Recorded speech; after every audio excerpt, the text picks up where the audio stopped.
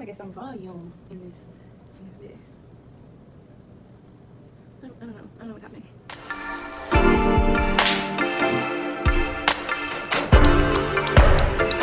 Hey guys, welcome back to my channel. For those of you who are new here, my name is Kaylee. For those of you who are not, welcome back. So today I'm going to be doing a little bit different video for you guys. I am going to be sharing my story of my transition from relaxed hair to the curly hair I naturally have now. So not only am I going to be telling you guys the story, but I'm also going to be giving you guys some of my tips and tricks, share with you guys things that worked well for me, things that didn't work so well, things that I think I did really well, things that I think I could have done a little better, and all of the above. So if that seems like something that you guys would, not only am I going to be telling you guys the story, but I'm also going to be giving you guys some of my tips and tricks, things that I think I did really well, things that I think I could have done a little better, and all the above. All right, so first things first, I started transitioning from my relaxed hair back in, I want to say 2013. So the whole story behind why I even started relaxing my hair to begin with, my mom is Caucasian and I had very curly hair from birth. Her being Caucasian and kind of unaware of how to take care of curly hair and how to maintain it was what ended up making her just turn towards relaxing. She just wasn't really sure how to handle my hair, how to detangle my hair, how to keep my hair from getting frizzy. And I guess I'm 21 now, so back in 2000, I'm sure that the products that were available for curly hair were a lot more limited than what we have nowadays. Back then, I was really into straight hair. I went to a predominantly Caucasian school district, and everyone had straight hair. Everyone wore their hair straight. Everyone that didn't have straight hair was straightening their hair. So I was just really into the whole look of the straight, long hair. My mom brought it to my attention that I could do such a thing as relaxing my hair. So for those of you who don't know what relaxer is actually a chemical that you put on your hair, and it takes away the texture that you naturally have in your hair.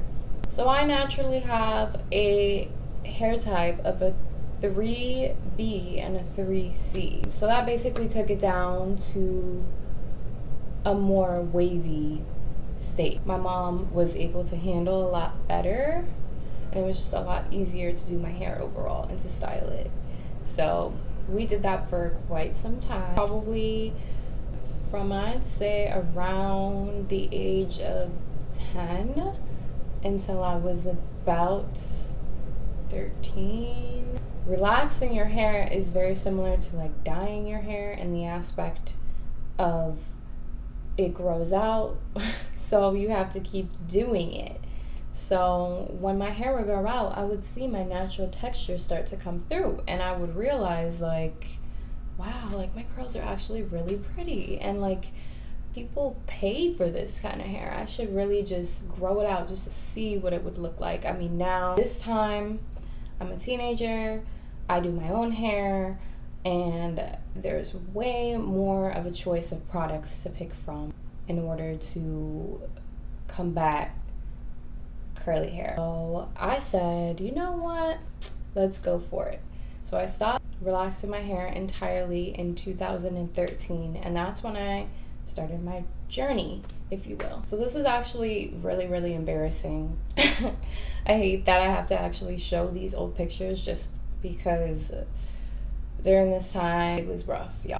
But in order to get the point across and show you guys what I'm talking about, I feel like it's only right to show you the pictures so you guys can actually understand. So this picture here, this is a picture of me before I even really had any hair growth.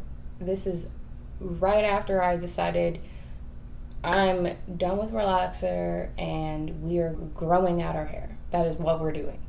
So, yeah, don't mind the face. As you can see, my hair is really wavy. It has some wave to it, but it's not curly. This picture, she's a real winner, let me tell you. This picture is me when I had already started transitioning a bit. This is about 6 months after I started. Like, you can see the curly texture starting to grow and starting to show through. But the rest of my hair is almost like stringy and straight, wavy.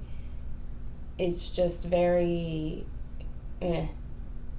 There's nothing really going on with my hair at this point, but you can see that my hair is starting to grow. We're starting to get somewhere, and yeah. Again, this picture is probably a difference of about 3 months or so from the one I previously showed. My hair still looks very stringy and gross at the bottom. The top has been cut into bangs. I'm not quite sure why I did that, but you can clearly see the difference between the curls at the top and the bottom portion. But again, we're getting somewhere. We're getting closer to where we want it to be. So this picture is probably about another 4-month lapse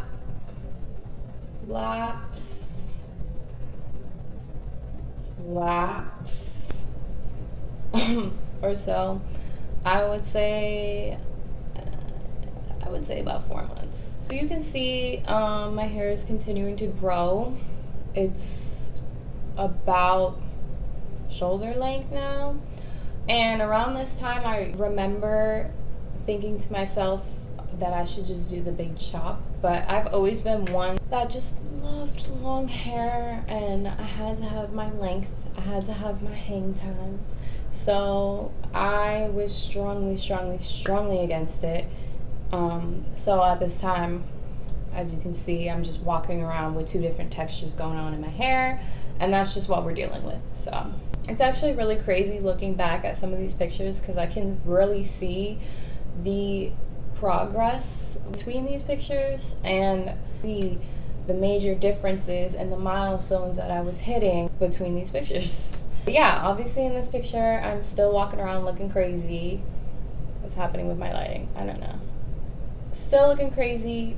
My hair is growing out. It's pretty good length at this point. I probably could have gotten away with cutting it, but me being me, stubborn. So the ends are just really stringy, really thin, but you can definitely see my curls are there. Honestly, I think it looks good other than the ends. So that was the phases of my transition from to so now I'm going to tell you guys what I really did to make my hair grow faster and make my hair grow healthy and protect my hair in the best way that I could. Really, I found out everything that I was doing from research. I was doing a lot of research on YouTube. I was doing a lot of research just online in general, Pinterest. Really were able to just give me an idea of how to take care of my hair and the way to do so that keeps curls looking nice and staying healthy. So the number one thing that I did in order to really start to get my hair to grow was not wash my hair every single day. So as someone that had wavy hair and a texture that's not my natural hair type, I was able to wash my hair every single day and kind of get away with it because it wasn't really drying out my hair in the same way that it would if it was just curly. So I was washing my hair probably every day to every other day, and now that's a big no-no. And also not washing my hair with a shampoo that has sulfate. So this is the shampoo that I am currently using. I have everything that is also mentioned in this video linked in the description down below, just in case you guys are interested. And yeah, shampoo that I use, I really like to get hair products in bulk, so I like to get them with a pump in like a bigger portion because I go through so much as a curly girl. It just makes sense. Otherwise I would be going to the store like every week, and that's just a lot. But yeah, I mean, this shampoo is sulfate, if I could speak, free, and that's the biggest thing for curly hair. We don't want to dry out our hair. We really want to lock in the moisture, which brings me over to my next point. As far as conditioning my hair, I'm also using a very big portion.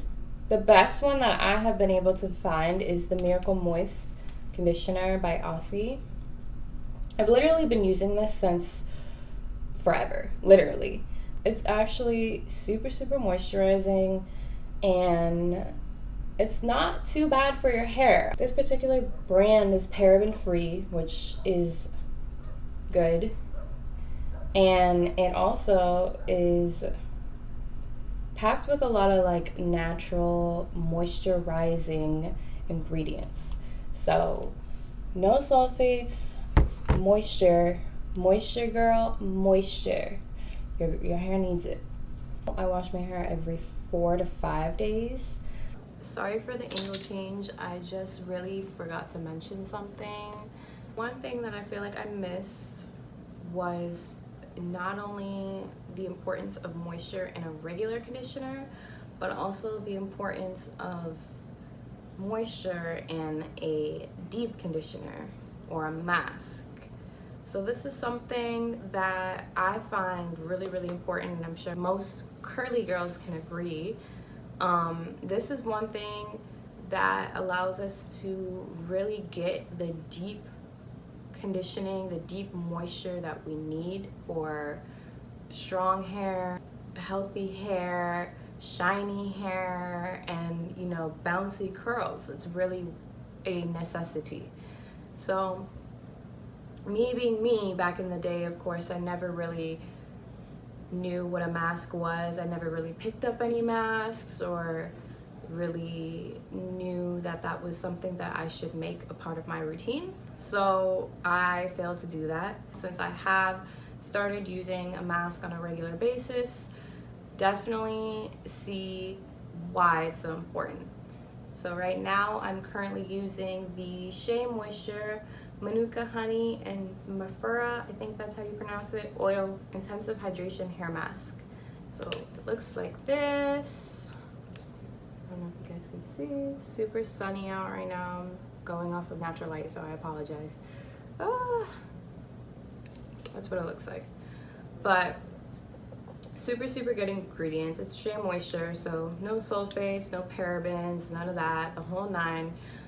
Super moisturizing, and my curls love it. So learn from me. Definitely get yourself a mask once a week. That's all it takes. Your hair will thank you later. Carry on. So after washing my hair, detangling, everyone's favorite thing to do. So when it comes to brushing out your hair, it's really important to detangle with a wide tooth comb. So this is the one that I have currently. It's by Conair.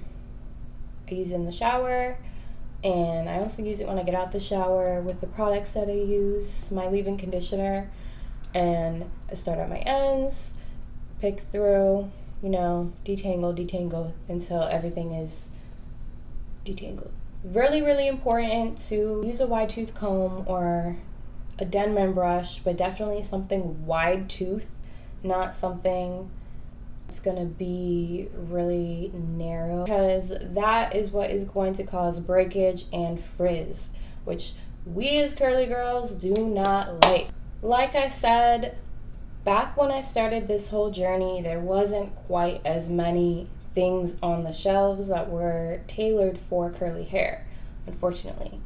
So back in the day, I was using this product, which I'm not quite sure if they even still sell. I've always been a fan of OGX products. I decided to give it a try, and at the time, it worked for me. It was basically a leave-in conditioner, but I don't think it quite had the ingredients that I needed for my curls. But it did give me quite a bit of moisture, and that's really the number one thing when it comes to curls. The definition, moisture though was pretty good. Nowadays, if you guys haven't already watched my wash and go curly hair routine, I'll leave it up here. You guys should definitely check it out. But I'll show you guys what I use. After I've detangled, I start with my Aunt Jackie's coconut cream intensive moisture sealant. Looks like this. Bomb. So this basically just adds some moisture to my hair. And you know, curly girls, we need moisture. So this adds that to my hair. And then I also use this Shea Moisture Coconut and Hibiscus Curling Gel Souffle. Yeah, and it looks like this. I'm sure you guys have seen it. This really just locks in the moisture and defines the curls a bit more. So I noticed using these two together, or any kind of like good leave-in conditioner and then like a good gel kind of product, work really well, at least for me, for my curly hair, to give me nice, shiny, defined, not frizzy curls. So yeah, I would say it's not really my fault for using a product like that, or kind of just not really knowing what worked for my hair back then, because I was kind of just figuring out what kind of texture I had and was working with what was available to me at the time. Nowadays, there are shelves and shelves, girl, there are shelves and shelves and shelves of curly hair products, so it's a lot easier to find what you need for your specific hair type. You can kind of experiment a little bit more than I was able to back then. I really like to air dry my hair nowadays. If I am going to use a blow dryer though, I'm going to use my diffuser. Y'all, important. If you are going to be blow drying your hair, it is really important to use a diffuser and also use it on a cool setting that's not going to damage your hair. Me being me, back in the day, had no clue that was something that could potentially damage my hair or have any kind of negative effect on my hair back then.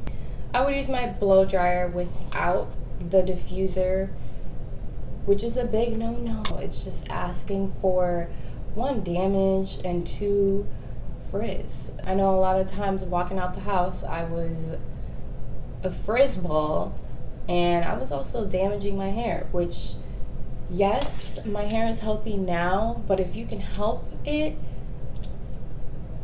why not help it? So the next thing that I really failed to do that I do nowadays for my hair is being able to work with my hair for multiple days.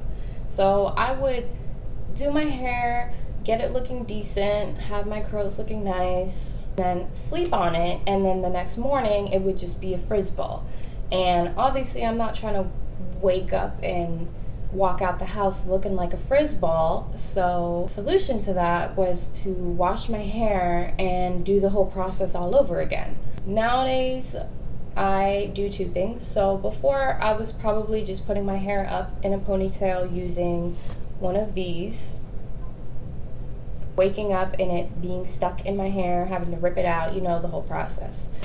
Nowadays, I use one of these, and I always put my hair up in this little pineapple, which I'm sure you guys have seen before, but I'll demonstrate for you guys. Pineapple, just like that. And I also sleep on a satin pillowcase. Very important. This, along with the satin hair tie, really make all the difference. You can wake up in the morning and your hair will look just as you went to sleep. One more really important thing that I should have been doing more is cutting my hair. I would say I was cutting my hair about once a month or so, just to try and get the straight ends off of my hair. And nowadays I cut my hair about once every 6 months or so, whenever I see that my hair is starting to look a little dead. Frequent haircuts are very necessary. Thank you guys for watching this video. I hope it was helpful to some of you guys out there, and I hope you guys liked it. Give this video a big thumbs up if you did. Comment, like, and subscribe, of course. And yeah, I'll see you guys in my next one.